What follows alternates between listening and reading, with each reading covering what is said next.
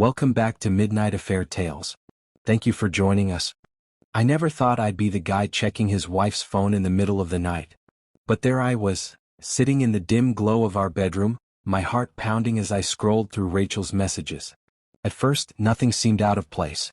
Just the usual chats with friends, a few work emails. But then I saw it, a text from an unsaved number. Tonight was unforgettable. Can't wait for the next time. My stomach dropped. My hands went cold. I read it again, hoping I'd misunderstood. But there it was, clear as day. Unforgettable? Next time? I swallowed hard and forced myself to breathe. Maybe it was innocent. Maybe it was some inside joke. But deep down I already knew the truth. I clicked on the number and scrolled up. Most of the messages were deleted, but a few remained. Miss you already? Wish I could have stayed longer. Same time next week? I clenched my jaw, my pulse hammering in my ears. Who the hell was she meeting? Rachel shifted in bed beside me, her breathing slow and even. She had no idea I was sitting there, piecing together the betrayal. I looked at her sleeping face, the woman I had loved for 10 years, the mother of my children. The woman who, just hours ago, kissed me goodnight like nothing was wrong. My hands tightened into fists. Was I imagining things? Or had my wife, the woman I trusted most, really been cheating on me? I sat in the dark, my phone still in my hands, my mind racing. My heart felt heavy, like a stone had settled deep in my chest. I wanted to shake Rachel awake, shove the phone in her face and demand answers. Who was he? How long has this been going on? What? But a voice in my head stopped me. What if you're wrong? I forced myself to take a deep breath. I needed proof. Real proof. I copied the number from the message and pasted it into a search app. Nothing. No name, no details, just an empty void. Who the hell was she talking to? I turned to Rachel. She was curled on her side, her breathing slow and steady, like she had nothing to hide. But looking at her now, I saw things differently. Hasn't she changed in the past few months? I thought back to all the little things I had ignored, the sudden obsession with the gym, the way she always kept her phone face down, the way she barely looked at me anymore when we talked. And then there was that night, 3 weeks ago. I had planned a date night. Got a sitter for the kids. Made reservations at her favorite restaurant. But at the last minute she said she was too tired. I had believed her. But later that night she took an extra long shower. I remembered hearing her hum softly through the water, something she only did when she was happy.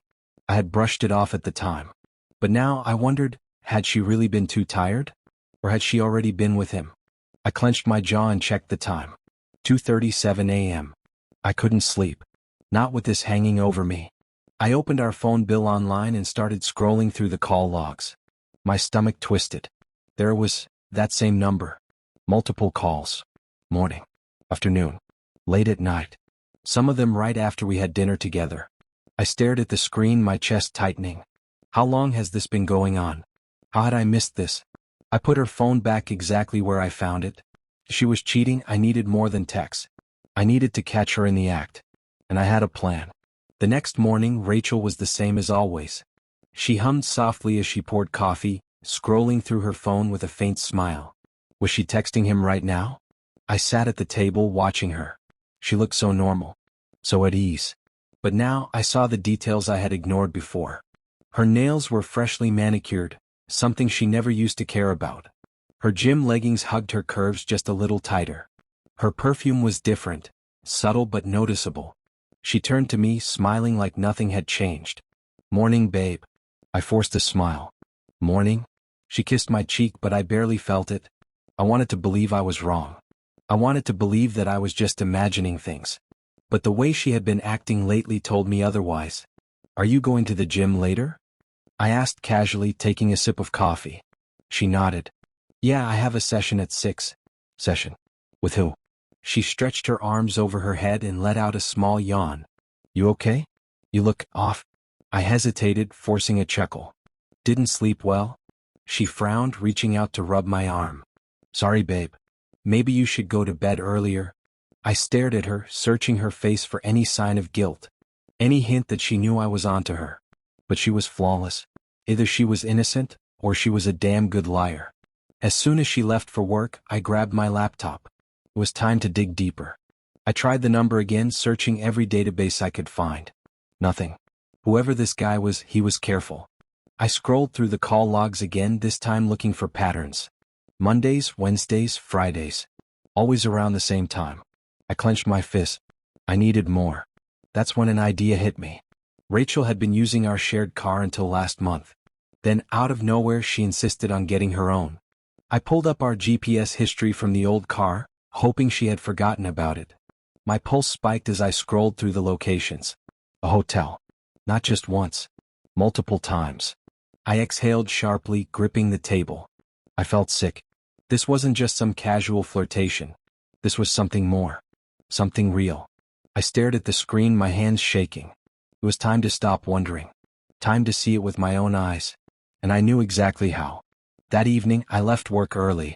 I told Rachel I had a late meeting, just like she had been telling me for weeks. Instead, I parked my car a few blocks away from the gym. I wanted to see it with my own eyes. At 5:55 p.m., Rachel pulled into the parking lot, wearing tight leggings and a sports bra. She stepped out of the car, flipping her hair, checking her reflection in the window before heading inside. I clenched my jaw. I had seen her wear that same outfit for me once. Now she was dressing up for someone else. I adjusted the seat, trying to stay low. A few minutes later, another car pulled up. A black Mustang. I watched as a tall, muscular guy stepped out. Jake, the personal trainer. I had met him before, shook his hand even. He had looked me right in the eye, all while screwing my wife behind my back. He walked inside, right behind Rachel. I gritted my teeth. My fists tightened on the steering wheel. This was real. It was happening. I needed to see more. I got out of the car and walked toward the gym. Heart pounding. Hands shaking. And then, through the glass doors, I saw it. Rachel laughing, touching his arm, leaning into him like I didn't exist. My stomach churned. My vision blurred with rage. She had been lying to my face for weeks. Maybe months. I turned around and walked away. This wasn't over. I sat in my car, gripping the steering wheel so hard my knuckles turned white. My mind screamed at me to storm into that gym, to grab Jake by the collar and throw him against the wall. But I forced myself to stay put. I needed proof. Real proof. Confronting her now would only give her a chance to deny it, to twist the story in her favor. Cheaters lie. I wasn't giving her that chance. I took a deep breath and pulled out my phone. I switched to video mode and zoomed in through the gym's glass doors. Rachel was standing way too close to Jake, laughing, flipping her hair. I knew that look. That playful touch on his chest. That wasn't just a workout partner. I hit a record. She leaned in, whispered something in his ear, and they both grinned. My stomach clenched. How many times had she done this? How long had I been a fool? Then they started walking toward the back, toward the private training rooms. I knew I couldn't follow them inside. But I had seen enough. I stopped recording and saved the video. My hands shook as I clicked through my phone. I needed more. I scrolled through the app store and downloaded a call recording app. As she was speaking to him on the phone, I wanted to hear every damn word. I wasn't just going to catch her. I was going to destroy her lies. If you were in my shoes, would you confront her now or wait for more proof? The next few days were torture. Every time Rachel smiled at me, every time she kissed me goodnight, I felt sick. She had no idea I knew. I set up everything carefully. The call recorder on her phone. A small motion-activated camera in the garage, hidden behind some old boxes. If she was sneaking around, I was going to catch her. Then, on Thursday night, I got my first real break. Rachel was in the shower, her phone left on the nightstand. It buzzed. A new message popped up. Jake, same time tomorrow? I can't stop thinking about you. My breath caught. My chest tightened. My worst fear confirmed in one damn text. I wanted to throw her phone across the room. Instead, I took a screenshot and sent it to myself. This was it. The proof I needed. Rachel walked back in, towel wrapped around her body, hair dripping. She smiled at me like nothing was wrong. What are you looking at? She asked, nodding toward her phone. I forced a chuckle. Just checking the time. She didn't even question it. She walked right past me, completely unaware that her secret was already crumbling. I stared at her, my mind racing. Should I confront her now? Or wait until I had enough to destroy her completely? I played along.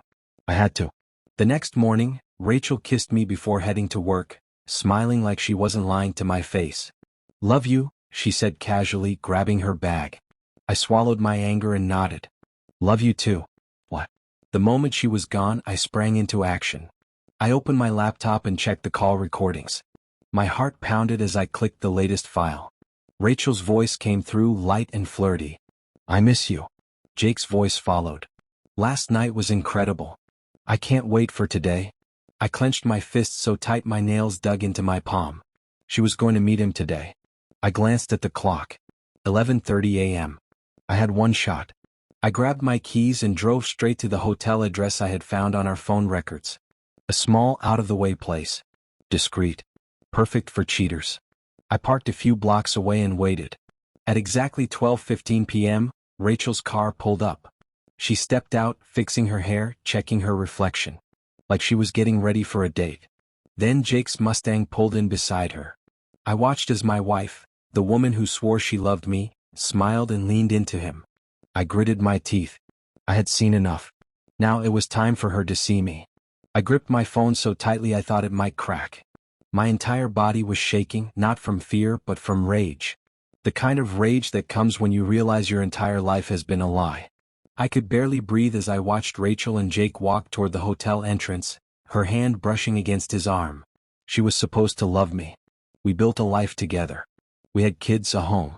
And here she was, throwing it all away for a cheap thrill. I could end this right now. Storm inside. Make a scene. Let everyone see her for the liar she was. But no. That would be too easy. Too merciful. Instead, I pulled out my phone and started recording.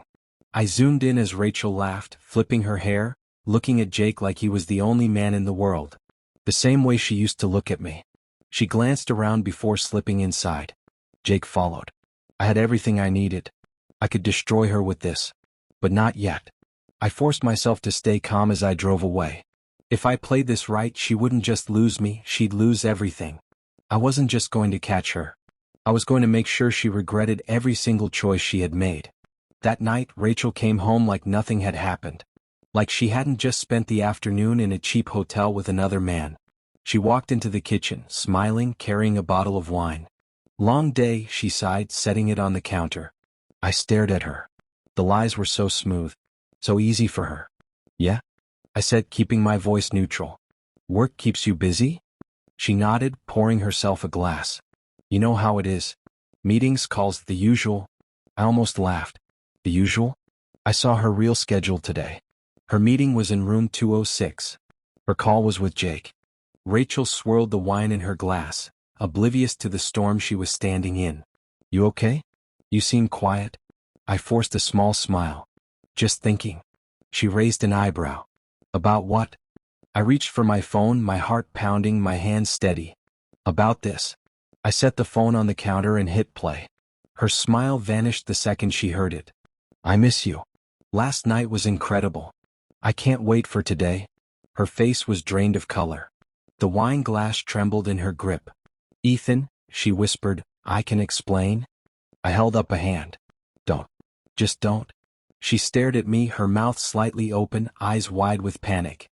I leaned forward, my voice low, calm. Too calm. "You know what the worst part is, Rachel?" She swallowed. "Ethan, please." "I would have believed you," I said, shaking my head. "I would have believed any excuse you gave me." Tears welled in her eyes. "I made a mistake." I let out a bitter laugh. "A mistake?" "Rachel, forgetting an anniversary is a mistake. Leaving the stove on is a mistake. This was a choice. Over and over again." She covered her mouth, shaking her head. "You're sorry now?" I said, tilting my head. "What changed? The fact that you got caught?" She sobbed. "Ethan, please just listen." I exhaled slowly, gripping the edge of the counter. I had seen enough, heard enough, and now it was time to act. Rachel's eyes filled with tears. Fake ones. She stepped forward, her voice trembling. "Ethan, please, you have to understand. I wasn't thinking clearly." I scoffed. "Oh, you were thinking clearly enough to delete texts, to lie to my face, to sneak around behind my back for months?" She sniffled, wiping at her eyes. "You've been distant lately. You work all the time." I felt alone. I clenched my jaw. "So your solution was to sleep with someone else?" She flinched. "I didn't mean for it to happen." I let out a slow, cold laugh. "That's the biggest lie you've told yet?" She reached for me, but I stepped back. You're twisting this, she said desperately. I was lost, Ethan. I was confused. I shook my head. You weren't confused when you walked into that hotel today. You weren't confused when you kissed him, when you texted him late at night, when you lied to me every single day. She pressed her hands together like she was praying. I love you. I swear I love you. I stared at her. Do you even know what love is? She broke into a fresh wave of sobs, shaking her head. We can fix this. We can go to therapy, talk to someone. I stepped closer, my voice barely above a whisper.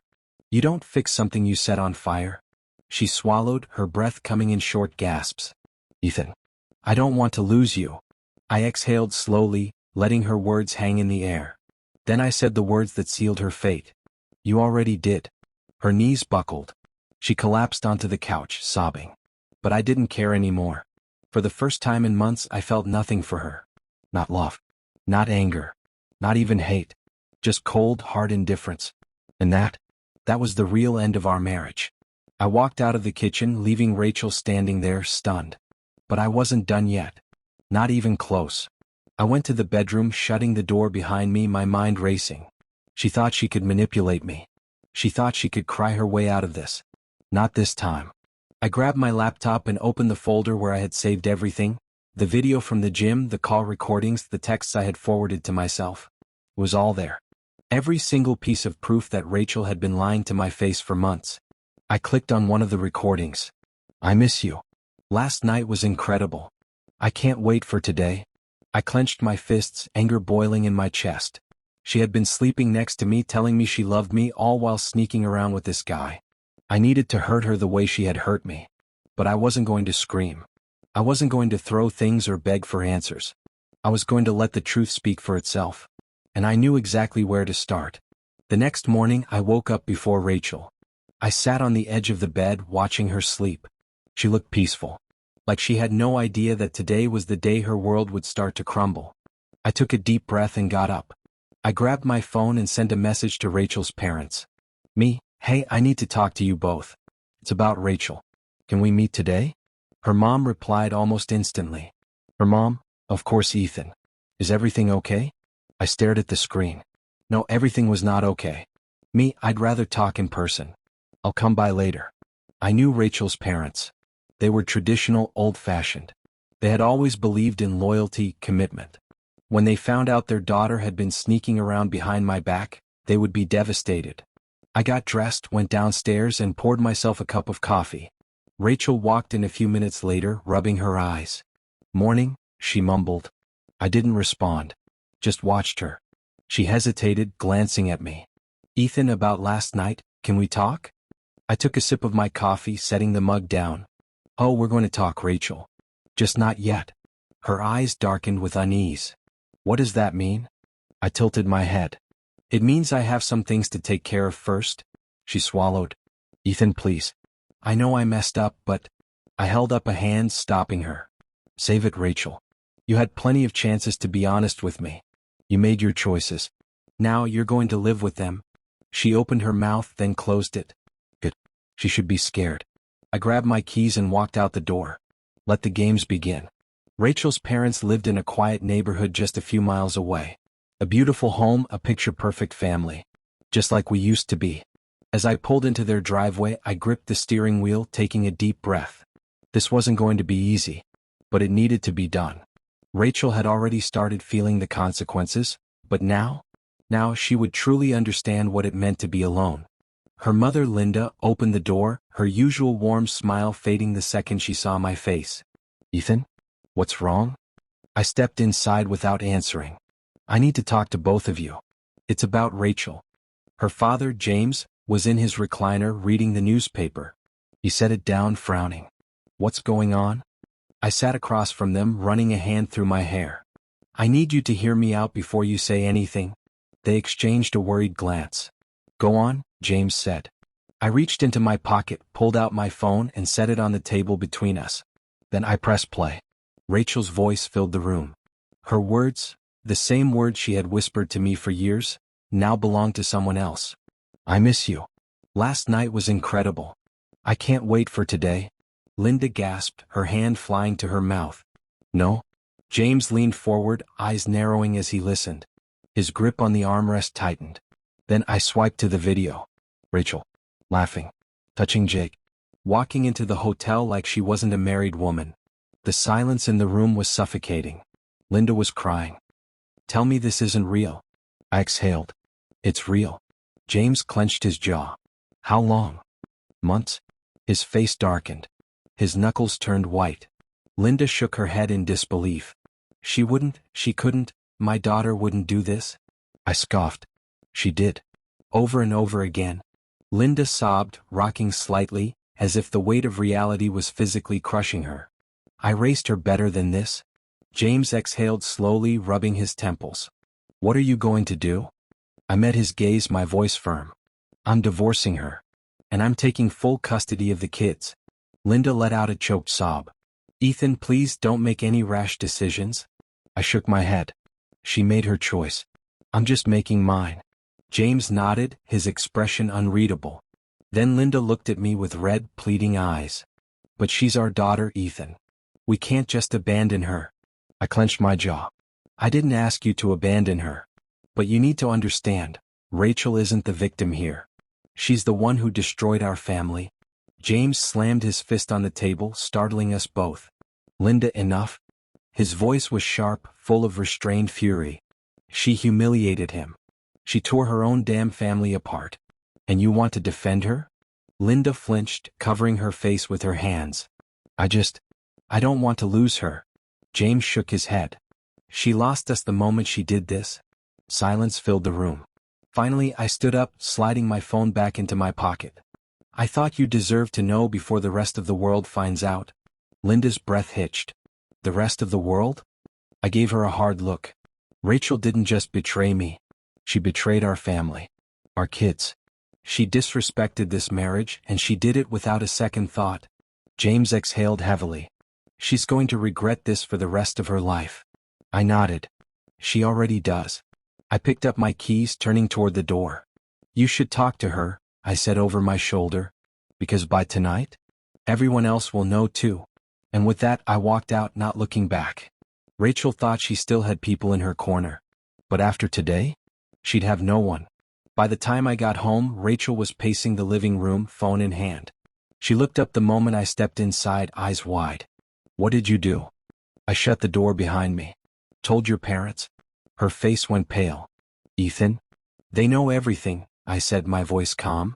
The phone calls. The hotel. Jake. Tears welled in her eyes. Why would you do that? I tilted my head. Why would you do this to me? She swallowed hard, wiping at her face. They're my family, Ethan. And I was your husband, I shot back. That didn't stop you, did it? She sobbed, shaking her head. I made a mistake. No, Rachel. A mistake is forgetting an anniversary. You made choices. Deliberate choices. She fell onto the couch, her face buried in her hands. Please, Ethan. Don't ruin my life. I stared at her, my jaw tight. You already did that yourself? I turned and walked upstairs. Behind me she kept crying. But I didn't care. Because tomorrow she wouldn't just lose her family. She'd lose everything. Rachel didn't sleep that night. I could hear her muffled sobs from the other side of the house, but I didn't care. She deserved every second of this. The next morning, I woke up early and found her sitting at the kitchen table, staring at her phone. Her hands were shaking. I walked past her and poured myself a cup of coffee. I wasn't in the mood for another performance of her fake tears. Ethan, she whispered, her voice hoarse. I didn't respond. Just took a slow sip of my coffee. She tried again. Did you tell anyone else? I met her eyes. Not yet. Her breath hitched. Please. I already told my parents it was a mistake. They're upset, but I can fix this. I laughed. A bitter, humorless laugh. Fix this? Rachel, do you even hear yourself? You don't fix a marriage after screwing around in cheap motels? She swallowed hard, blinking rapidly. I'll do anything, Ethan. I'll cut Jake off. I'll quit the gym. Therapy, counseling, whatever it takes. I love you. My jaw clenched. Love? I scoffed. You love me? Yes, she said quickly, her voice breaking. I do. I got lost. But I never stopped loving you. We have a family, Ethan. You can't throw that away. I stared at her for a long moment, my heart pounding in my chest. She really thought she could talk her way out of this. I leaned forward, my voice calm but ice cold. Rachel, you threw our family away the second you decided to spread your legs for another man? Her face crumbled. She gasped like I had slapped her. But I wasn't done. You think this is about us? That this is just our problem? I shook my head. By tonight everyone will know. Our friends, our neighbors. You're not just losing me, Rachel. You're losing everything. She sobbed, gripping the edge of the table. Please, Ethan. Don't do this. I stood up. Watch me. And then I walked away, leaving her broken in the chair where she used to sit and pretend to be my loving wife. I knew Rachel would run to him. Of course she would. By the time she left the house that afternoon, I had already tracked her phone. She wasn't even trying to hide it anymore. She drove straight to Jake's apartment. I parked a block away and waited. I didn't need to follow her inside. I already knew exactly how this conversation would go. She would beg. He would panic. Because men like Jake? They don't want real commitment. They want fun. And once the fun comes with real consequences, they always run. Sure enough, about 20 minutes later, Rachel came out of the building, her face streaked with tears. She walked to her car in a daze, gripping her phone like it was the only thing keeping her upright. I smirked. I knew it. I waited until she drove away before stepping out of my car. I walked up to Jake's door and knocked. It took a few seconds, but then the door opened. Jake's face paled the second he saw me. Shit. I gave him a slow, cold smile. We should talk. He swallowed hard, glancing around like he was debating slamming the door in my face. But I stepped forward, making it clear that wasn't an option. He let out a shaky breath and stepped aside. Yeah, okay. I walked inside. The place was exactly what I expected. Small, messy, and not even close to worth ruining a marriage over. Jake ran a hand through his hair. Look, man, I cut him off. Don't feed me some bullshit excuse. Just answer one question. He nodded quickly. Okay. Yeah. I met his eyes. Did you ever actually love her? He hesitated. And that hesitation told me everything. I smiled. That's what I thought. His shoulders slumped. Ethan, I swear I didn't mean. I don't care what you meant, I said sharply. You don't matter. You were a mistake. A pathetic one. And now Rachel's realizing that too. His jaw tightened, but he didn't argue. He knew he had nothing to stand on. I turned toward the door, pausing only once. By the way, I said over my shoulder, I hope you enjoyed your little fling. Because by the end of today, everyone in town is going to know what kind of man you are. Jake swallowed hard. And I walked out, leaving him to drown in the mess he helped create.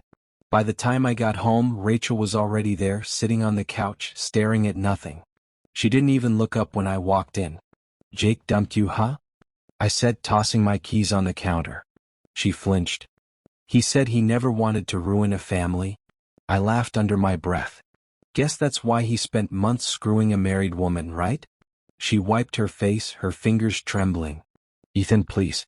Can we just stop this? Please. I can't take it anymore. I raised an eyebrow. You can't take it? She nodded quickly. I know I hurt you and I know I don't deserve forgiveness, but I need this to stop. I need to breathe. I tilted my head. Did you let me breathe, Rachel? She looked away. Did you think about me when you were sneaking out of our bed to be with him? I pressed. Did you stop and think, hey, maybe Ethan wouldn't be able to sleep at night knowing his wife is screwing another man? She closed her eyes, fresh tears spilling down her cheeks. No, I snapped. You didn't? You only care now because you're losing. She sobbed into her hands, but I had no sympathy left. I leaned against the wall, watching her crumble. This was just the beginning. Because tomorrow I was filing for divorce. And when I did, I was taking everything. The next morning I woke up early. Rachel was still asleep, curled up on the far side of the bed, her face puffy from crying all night. I felt nothing. No pity. No regret. Not love. I got up, showered, got dressed, and walked out the door without a word. I wasn't wasting another second of my life on her. By 9 a.m. I was sitting in a lawyer's office. The attorney, a sharp-eyed woman named Melissa Carter, skimmed through the folder of evidence I had brought. Her expression didn't change as she flipped through the screenshots, listened to the recordings, and watched the video of Rachel and Jake outside the hotel. When she finished, she leaned back in her chair. "Well, Ethan, you've got everything you need to bury her." I nodded. "I want full custody of my kids. I want the house. And I want her to walk away with nothing." Melissa tapped a pen against her desk. "That's aggressive. But with this level of proof, you have a strong case. Judges don't look kindly on infidelity, especially when it's well documented." "Good," I said. "I don't want kindness. I want justice." She smiled slightly. "Then let's get to work." As she started drafting the paperwork, I sat there, staring out the window. The city was alive outside, people moving, living their lives. For months, I had been drowning in Rachel's lies. But now I am taking my life back. And she had no idea what was coming. I didn't tell Rachel about the divorce papers right away. I wanted her to feel the walls closing in first. So I let things play out. That night, I sent the evidence to our closest friends. Our neighbors. People who had known us for years. Within hours, Rachel's phone was blowing up. She sat on the couch, gripping it in both hands, her face ghost white as the messages flooded in. Her best friend, "Rachel, tell me this isn't true." A neighbor, "Wow. So much for perfect wife and mother." One of her co-workers, "Damn. Everyone at work is talking about this." I leaned against the wall, arms crossed, watching her read every single text. Her breathing was shallow. Her fingers trembled. Finally, she looked up at me, her eyes red and glassy. "Why are you doing this?" I raised an eyebrow. "Why did you?" She swallowed hard. "Ethan, please. I can't lose everything." I shrugged. "Then maybe you shouldn't have thrown it away." Her lips parted, but no words came out. She was finally realizing it. She wasn't the victim. She was the villain. Rachel didn't eat that night. She barely moved from the couch, staring at nothing, like if she sat still long enough, this nightmare would end. But it wouldn't. The next morning she got dressed and went to work like normal. But when she came home, her face was hollow. She dropped her purse on the table and looked at me. "I got called into HR today." I said nothing. She let out a slow, shaky breath. "They told me my position is under review. Apparently, my personal choices are reflecting poorly on the company." I smirked. "Actions have consequences, Rachel." Her eyes flashed with anger. "You're enjoying this, aren't you?" I tilted my head. "Not really. But I'd be lying if I said it wasn't satisfying to watch karma do its thing." Her hands clenched at her sides. "I made a mistake, Ethan. And now my life is falling apart." I stepped closer, my voice low and cold. "Your mistake lasted for months. And now you're facing the fallout. That's not on me. That's on you." She opened her mouth, then closed it. Tears welled in her eyes, but I didn't care. I turned away, walking to the bedroom. Behind me, she whispered, "I lost everything, didn't I?" I didn't answer. She already knew. "You see how much work I put into writing this story? The late nights, the effort, the detail? But almost 90% just watch and don't subscribe. I'm trying to hit 1K this month. So do me a favor. Hit that subscribe button, turn on notifications, like, comment, and share. Let's make it happen." Rachel barely spoke to me for the next 2 days. She walked around like a ghost, her eyes hollow, her movements slow. She knew she was finished. But I wasn't done yet. I sat at the dining table, divorce papers spread out in front of me. Melissa had drawn up everything exactly how I wanted. Full custody of the kids, the house in my name, and Rachel walking away with nothing. Now all I had to do was hand them to her. Rachel walked in, her hair tied up, dark circles under her eyes. She looked at the papers and froze. Her lips parted. What is this?" I leaned back in my chair. "What does it look like?" Her hands shook as she picked up the first page. She skimmed it, her breath catching. "Ethan, please don't do this." I laughed under my breath. "You're unbelievable. You did this, Rachel. Now you have to live with it." She sat down, gripping the papers so tightly her knuckles turned white. "What about the kids? Do I even get to see them?" I exhaled. "That depends on the judge. But after everything you've done, I doubt they'll give you much custody." Tears spilled down her face. "Ethan, please." I leaned forward. Sign the papers, Rachel. Let's end this. She sobbed, shaking her head. I don't want to lose my family. I tilted my head. Then maybe you shouldn't have cheated? She swallowed hard, looking at me like she was seeing me for the first time. Like she finally realized I wasn't the man who would keep forgiving her. I was done. And it was time she accepted that. Rachel didn't sign the papers that night. She sat at the table for hours, staring at them, like she was hoping they would disappear. But they wouldn't. And the next morning I made sure she knew that. I walked into the living room and tossed an envelope onto the coffee table. Here. Since you won't sign the papers, I filed them myself. She looked up, panic flashing across her face. You already filed for divorce? I nodded. Effective immediately. Her mouth opened, but no words came out. I also spoke to the bank, I continued. Since the house is under my name, I'm keeping it. You need to find somewhere else to live. She sucked in a sharp breath. Where am I supposed to go? I shrugged. Not my problem. She shot up from the couch. Ethan, this isn't fair. I was your wife for 10 years. I was here when you had nothing. And I was here when you had everything. I shot back. And what did you do with it?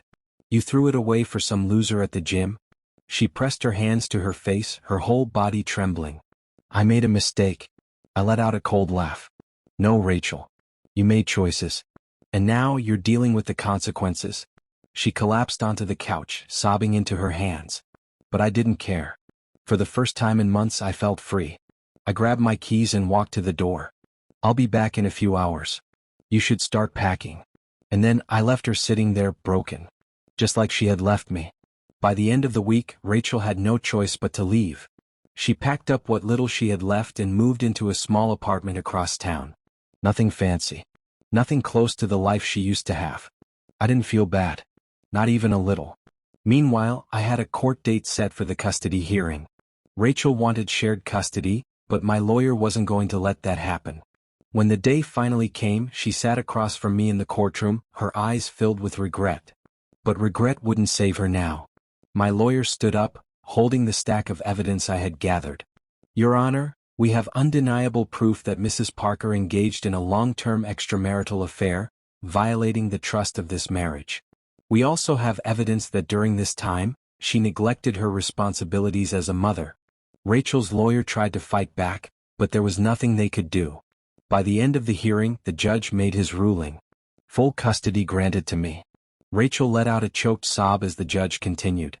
Mrs. Parker will have supervised visitation rights, but full custody will remain with Mr. Parker. I exhaled slowly, relief washing over me. I had won. Rachel turned to me, her face streaked with tears. Ethan, please? I just shook my head. We're done, Rachel. It's over. The bailiff called for order, but I didn't stay to watch. I got up, walked out of the courtroom and didn't look back. Rachel had lost everything. And I had finally gotten justice. Walking out of that courtroom felt like shedding a weight I had been carrying for months. The air felt lighter, my steps firmer. For the first time in a long time, I was free. Rachel? She was shattered. She barely looked at me as she left, her lawyer murmuring something to her while she wiped at her tear-streaked face. But it was too late for tears. I drove home alone, gripping the wheel, exhaling slowly. My kids were waiting for me, their little faces the only thing that mattered now. I had won the fight, for them, for myself. When I stepped inside, my son ran up to me. Daddy, did we win? I knelt down, ruffling his hair. Yeah, buddy. We did. He grinned, wrapping his arms around my neck. My daughter followed, hugging me tight. That was the moment I knew. This wasn't just about revenge. It was about building something better. A new life. One without lies. That night, after the kids were asleep, I sat on the couch, staring at the divorce papers. It was official. Rachel had texted me earlier. A simple, desperate message. I don't know how to live without you. I read it, then deleted it. Because I knew exactly how to live without her. Better. Happier. Free. The next few weeks were peaceful in a way I hadn't known in years. Rachel moved into her new apartment, far from the life she used to have. Our communication was minimal, only about the kids and only through short, formal texts. And me? I was moving forward. I started going to the gym, not to chase after some meaningless revenge body but for myself. I reconnected with old friends, people I had lost touch with because I had been too consumed with a marriage that was already dying. One evening, while waiting in line at a coffee shop, a woman in front of me dropped her wallet. I picked it up and handed it to her. She smiled. "Thanks. That would have been bad." I nodded, offering a small smile back. And for the first time in a long time, I didn't feel bitterness. I didn't feel like I had to look over my shoulder, waiting for the next betrayal. I felt normal. Like I was finally living again. Looking back, I should have seen the signs. Rachel had changed long before I found the first text. She had distanced herself, created secrets, made choices that led to this moment. But I had ignored them, convinced myself that love was enough. But love isn't enough. Trust is. And once trust is gone, love means nothing. One night, I sat alone on my back porch, sipping a beer, staring up at the stars. Everything was quiet, peaceful. I thought about the man I was before all of this. The man who trusted blindly, who never saw the knife coming. And I realized something. I wasn't that man anymore. I had learned. I had survived. And most importantly, I had moved on. Rachel's chapter in my life was over. And my story was just beginning. Rachel never thought karma would catch up to her.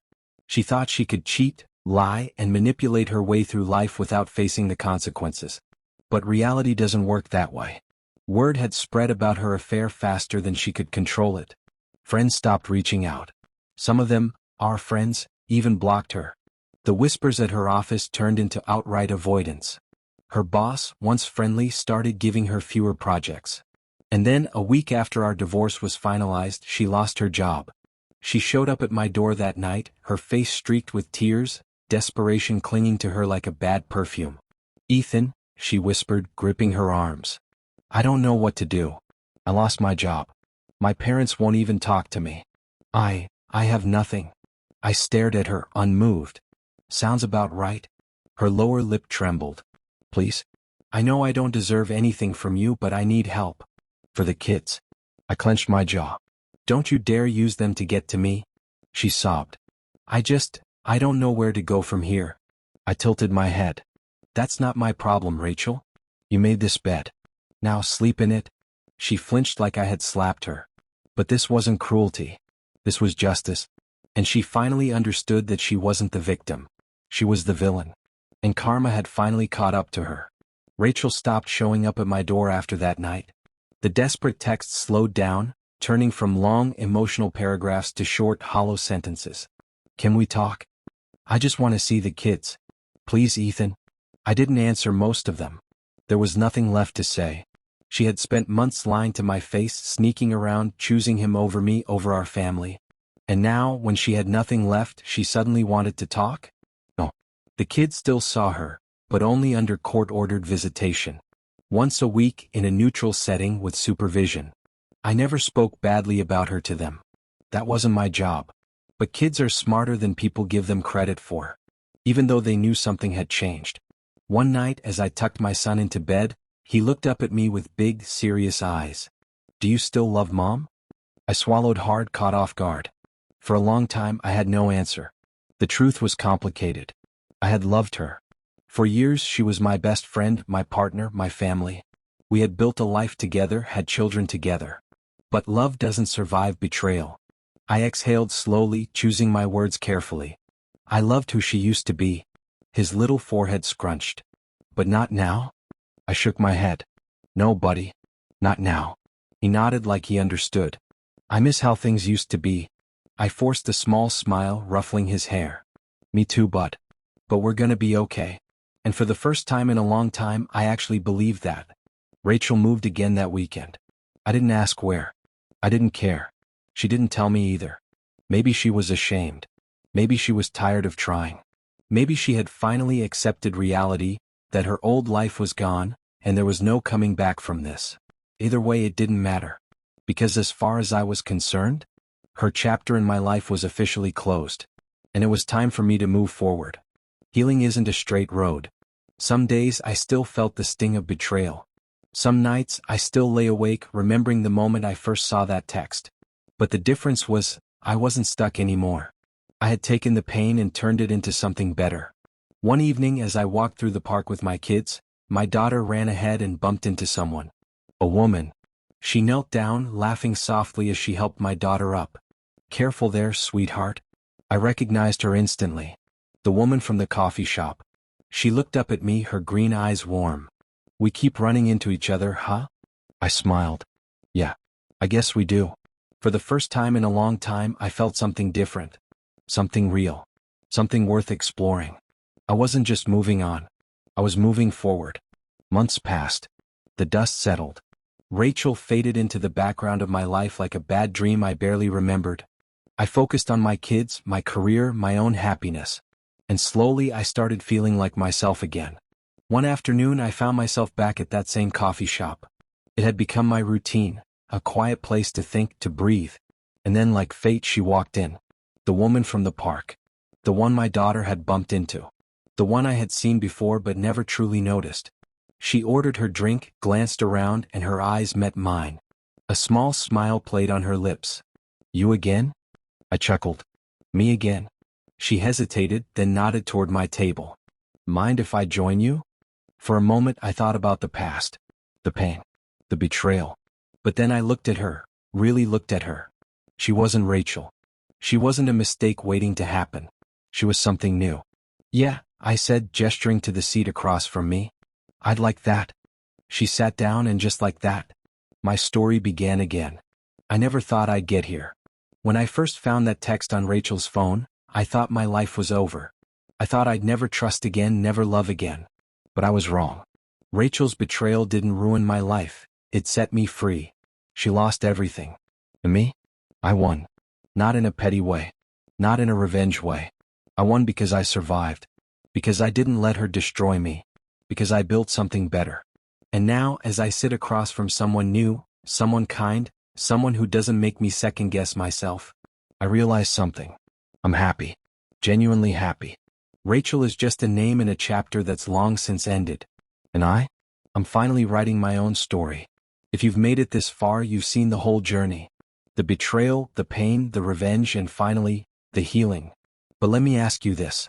If you were in my shoes, would you have forgiven Rachel? Or done exactly what I did?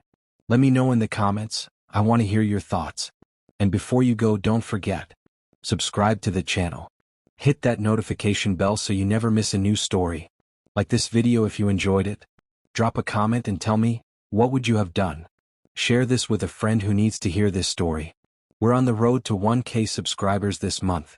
Let's make it happen. Because trust me, you won't want to miss what's coming next.